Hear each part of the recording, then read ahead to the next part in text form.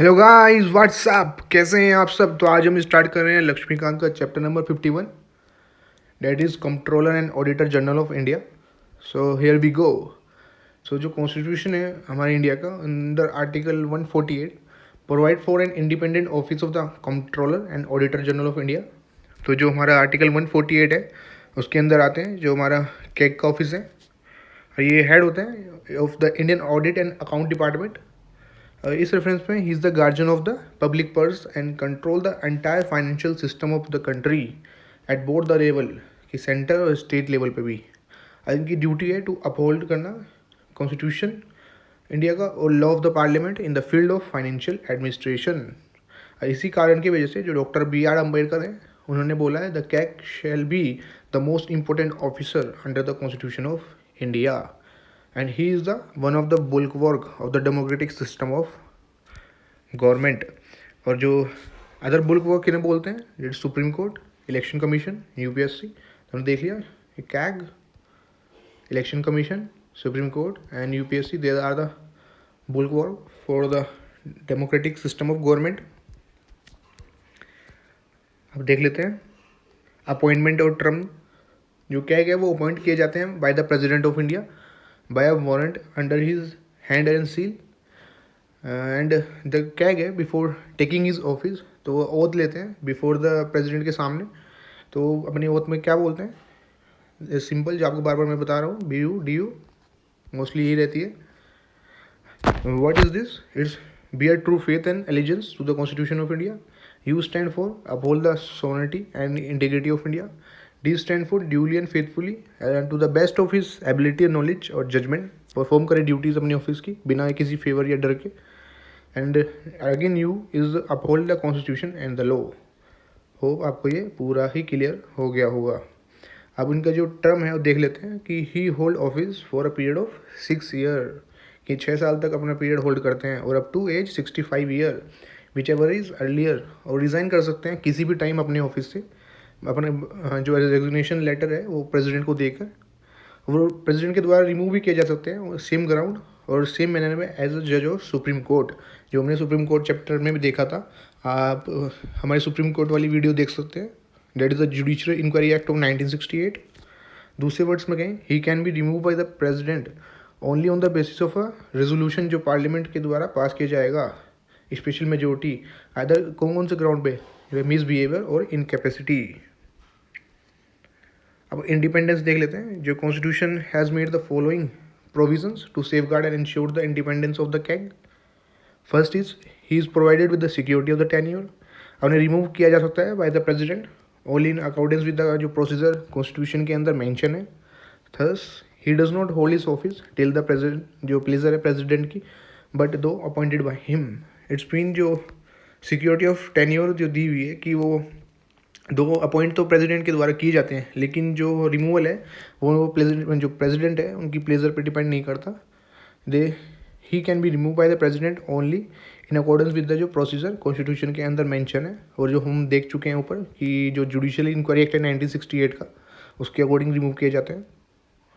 और he is not eligible for further office either under the government of India या government of state after seize to hold his office. Is very important point कि CAG जो होते हैं वो eligible नहीं होते reappointment के लिए किसी भी ऑफिस के अंदर, गवर्नमेंट ऑफ इंडिया और गवर्नमेंट ऑफ स्टेट के।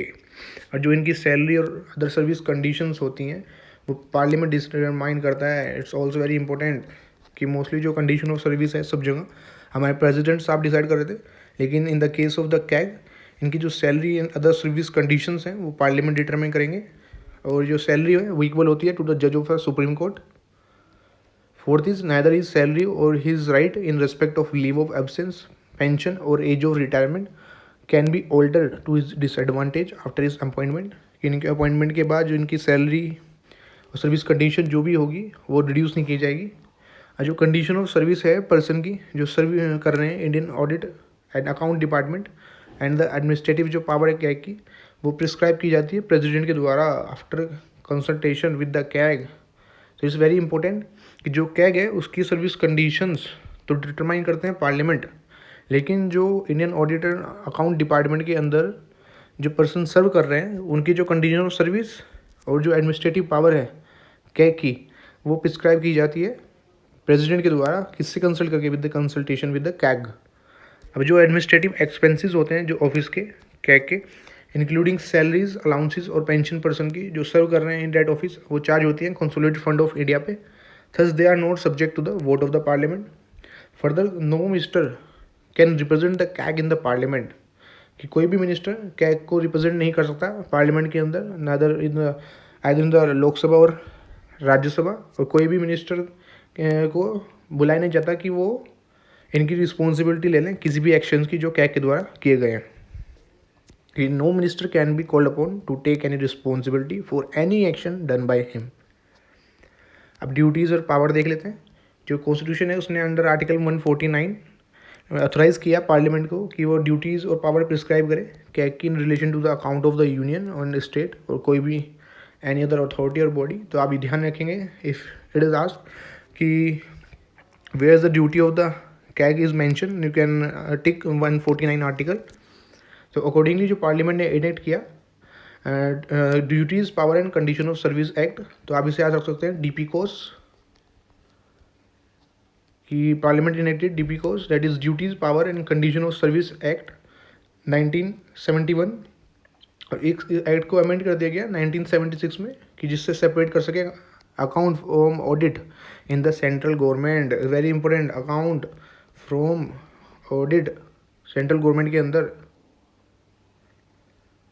अब ड्यूटीज़ और फंक्शंस देख लेते हैं कैग के, as laid down by the constitution and the parliament. So first है कि he audit the account related to the जो सभी एक्सपेंडिचर होते हैं कंसोलिडेटेड फंड ऑफ इंडिया से, consolidated fund of each state से, consolidated fund of each UT से जिसकी अंदर लेजिस्लेटिव असेंबली है। ये ऑडिट करते हैं सभी expenditure from contingency fund of India से, public account of India as well as contingency fund of each state and the public account of each state.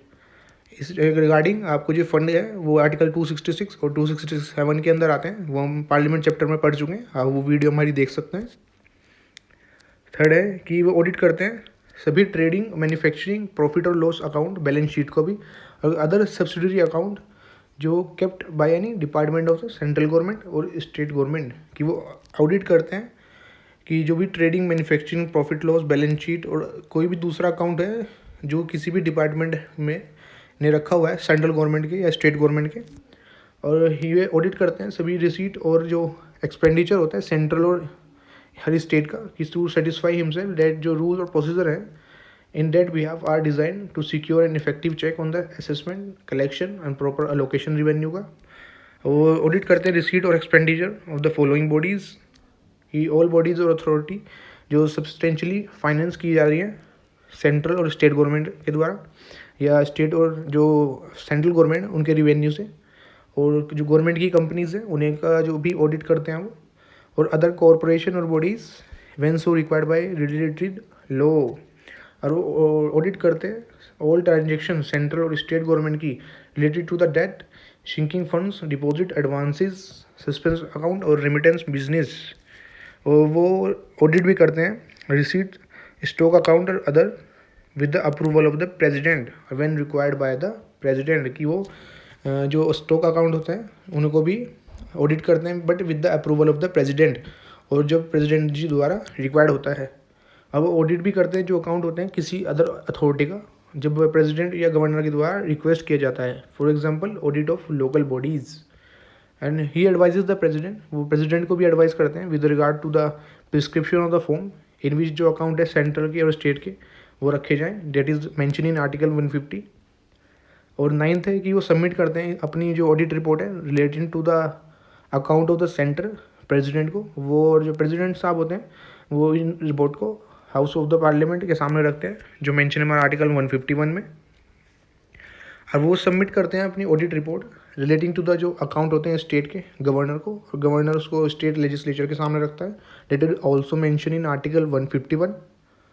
He ascertain और सर्टिफाई करता है जो नेट प्रोसीड ऑफ किसी भी taxes का और duty का, जो आर्टिकल 279 में है, और उनका जो सर्टिफिकेशन होता है वो फाइनल होता है। इट्स वेरी इंपॉर्टेंट कि the certification of the CAG is final in this regard, और जो नेट प्रोसीड का मतलब होता है कि प्रोसीड ऑफ टैक्स और ड्यूटी माइनस जो कॉस्ट ऑफ कलेक्शन। तो ये आप हमारे सेंटर रिलेशन का जब चैप्टर का वीडियो देखेंगे वहाँ पे आपको ये पूरा क्लियर हो जाएगा। हमने पूरी अच्छी से एक्सप्लेन किया है ये। तो एक बार दोबारा इस पॉइंट को देख लेते हैं कि वो सर्टिफाई करते हैं जो नेट प्रोसीड ऑफ किसी भी टैक्सेस का जो कलेक्शन होता है उसमें से जो खर्चा आया कॉस्ट ऑफ कलेक्शन उसे माइनस करके जो बचता है दैट इज़ नेट प्रोसीड। तो उसको सर्टिफिकेशन जो है ये कैग फाइनल करता है। और he act as a guide friend और philosopher of the public account committee of the parliament. Very very very important, directly पूछ लिया जाता है कि who can act as a guide friend and philosopher of the public account committee of the parliament. So answer is the CAG. 13 is he complies और maintain करते हैं जो account होते हैं स्टेट गवर्नमेंट के। और 1976 के अंदर he was relieved with his responsibility with regard to the compliance and maintenance जो सेंट्रल गवर्नमेंट के हैं ड्यू टू द सेपरेशन जो है अकाउंट का फ्रॉम ऑडिट से, that is departmentalisation of the accounts. और जो ये मेंटेन और भी करते हैं जो स्टेट गवर्नमेंट का अकाउंट भी होते हैं। और 1976 में इस रिस्पॉन्सिबिलिटी से इनको छूट मिल गई है विद रिगार्ड टू द जो कंप्लाइंस और मेंटेनेंस थे अकाउंट सेंट्रल गवर्नमेंट की, बिकॉज इनका जो सेपरेशन हो चुका है अकाउंट का ऑडिट से, जो डिपार्टमेंटलाइजेशन हो गया। तो आप देख सकते हैं कि ये अकाउंट का नहीं देखते सेंट्रल गवर्नमेंट का, ये बॉडी केवल ऑडिट देखती है। और जो क्या कहता है वो 3 रिपोर्ट सबमिट करता है प्रेसिडेंट को। First is audit report on appropriation account, that is the first. Audit report on financial account, that is the second. And audit report on public undertaking, that is the third. दोबारा देख लेते हैं कि 3 report president को वो submit करते हैं। Audit report on appropriation account, audit report on finance account and audit report on public undertaking. These जो president lays this report before both the house of the parliament. और उसके बाद जो public account committee होती है वो examine करती है और रिपोर्ट को in its finding the parliament. जो अप्रोप्रिएशन अकाउंट है वो कंपेयर करता है जो एक्चुअल खर्चा हुआ है with it compare the actual expenditure with the expenditure sanction by the parliament through the appropriation act. जो हमारा अप्रोप्रिएशन अकाउंट है वो कंपेयर करता है कि एक्चुअल में जो खर्चा कितना हुआ है विद किससे कंपेयर करता है कि जो एक्चुअल जो एक्सपेंडिचर जो दिया गया था करने के लिए by the parliament through appropriation act के थ्रू। वाइल जो फाइनेंस अकाउंट होता है वो शो करता है एनुअल रिसीट और डिसबर्समेंट यूनियन गवर्नमेंट के। ये टर्म्स भी आपको सारी इकोनॉमिक में क्लियर हो जानी चाहिए, रिसीट एंड अकाउंट एंड जो भी ये सब चीज़ें हम बोले जा रहे हैं। आप इकोनॉमी वाली वीडियो भी स्टार्ट देख सकते हैं, तो आपको ये सारी ही टर्म क्लियर हो जाएंगी। अब रोल देखते हैं कि जो role of the CAG is to uphold the Constitution of India and the law of the Parliament in the field of financial administration। जो accountability है executive की to the Parliament, that is it is the bedrock principle of the parliamentary form of government in the sphere of financial administration is secured through audit report of the CAG। और जो CAG होता है वो agent होता है parliament का और conduct करता है ऑडिट सभी खर्चों का on behalf of the parliament. Therefore he is responsible only to the parliament. Very important, he is only responsible to the parliament। और क्या है more freedom with regard to audit of expenditure then with regard to the audit of receipt stores और stocks को wherever in relation to expenditure। ये decide करता है जो scope होता है ऑडिट का और फ्रेम करता है जो ऑडिट कोड्स होते हैं, मैनुअल्स होते हैं। और he has to proceed with the approval of the executive government in relation to the rules of the conduct of other audit. इस रिलेशन में उसको जो एग्जीक्यूटिव होते हैं हमारे दैट इज़ द प्रेसिडेंट, उनसे कंसल्ट करना पड़ता है। जो कैग है has to ascertain weather money shown in the account has been disburse was legally available.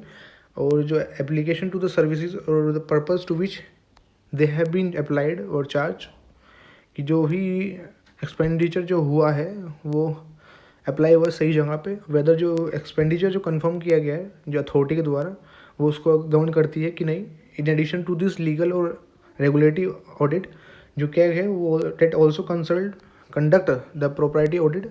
इसका मतलब होता है कि वो he can also look into the wisdom faithfully and economy of the government expenditure, comment on the wastefulness और जो भी फालतू का खर्चा है उसके रिगार्डिंग भी ये देखता है। कि जो दोबारा देख लेते हैं कि एडिशन टू इस लीगल और जो रेगुलेटरी ऑडिट है कि प्रोप्राइटरी जो ऑडिट होता है उसे भी ये देखता है कि मतलब वो कि बुद्धिमत्ता से और फेथफुली और इकोनॉमी के हिसाब से जो गवर्नमेंट का जो एक्सपेंडिचर हुआ है कि नहीं हुआ, और जो भी कुछ वेस्ट हुआ है उस पर भी कंपनी कमेंट देता है। हाउएवर अनलाइक द लीगल और रेगुलेटरी ऑडिट जो ओब्लिगेटरी होती है कैग के ऊपर, जो ये लास्ट वाली जो हमने पढ़ी है प्रोप्राइटरी ऑडिट, ये इसकी खुद की डिस्क्रिशनरी पावर होती है, इसकी मर्जी है करे या ना करे। और जो सीक्रेट सर्विस एक्सपेंडिचर है, secret service expenditure very important is a limitation of the auditing role of the CAG. In this regard जो कैग है can not called for a particulars of expenditure जो इनकर्ड किए गए हैं bye an executive agency, but has to accept a certification from the competent administration authority कि regarding जो खर्चा हुआ है इस अथॉरिटी के द्वारा। So this is very important कि secret service expenditure. And next is जो कॉन्स्टिट्यूशन ऑफ इंडिया विजुलाइज करते हैं the CAG to be the controller and auditor general.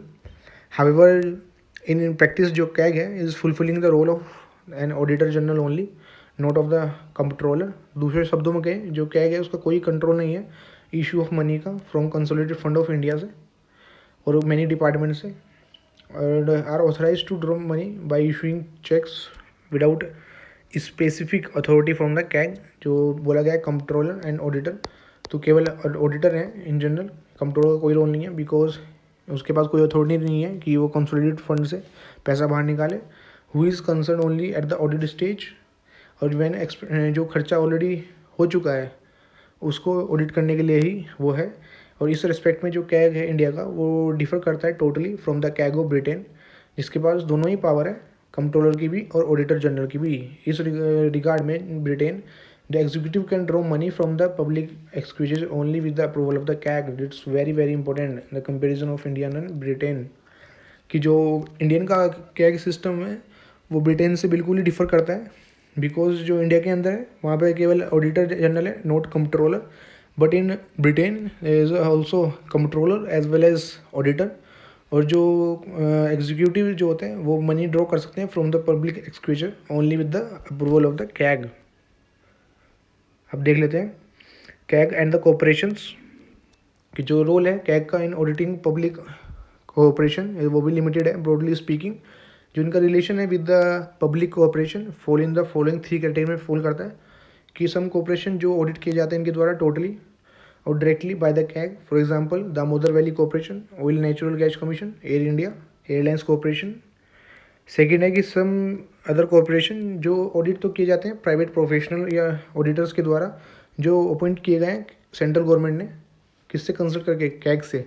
अगर ज़रूरत पड़े इफ़ नेसेसरी कैग कंसल्ट कर सकता है, कैग मतलब कंडक्ट कर सकता है एक सप्लीमेंट्री ऑडिट।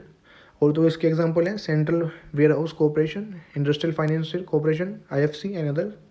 और तीसरी कैटेगरी के जो कॉर्पोरेशन होते हैं वो totally subject to private audit होते हैं, उनके अंदर प्राइवेट ऑडिट से ही सारा काम होता है। दूसरे शब्दों में कहे कि जो उनका ऑडिट होता है वो एक एक्सक्लूसिवली प्राइवेट प्रोफेशनल जो ऑडिटर होते हैं वही करते हैं, वो जो कैग है वो बिल्कुल भी पिक्चर में नहीं आता है। अरे सबमिट करते हैं अपनी एनुअल रिपोर्ट और account directly to the parliament, तो इसके एग्जांपल भी याद रखिएगा आप, इट्स वेरी इंपॉर्टेंट।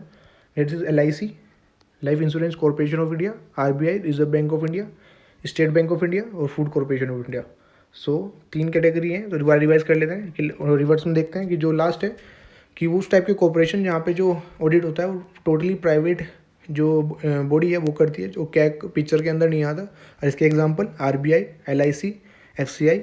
और दूसरी जो बॉडी होती है कॉर्पोरेशन की, वहाँ पे जो ऑडिट होता है वो प्राइवेट प्रोफेशनल के द्वारा किया जाता है, जो सेंट्रल गवर्नमेंट के द्वारा अपॉइंट किए जाते हैं with consultation with the CAG.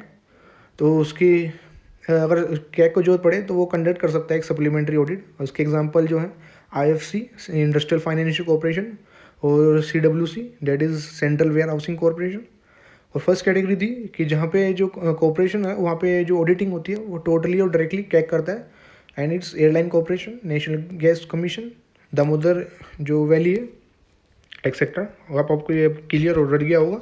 तो जो रोल है कैग का in the auditing of government company वो लिमिटेड है।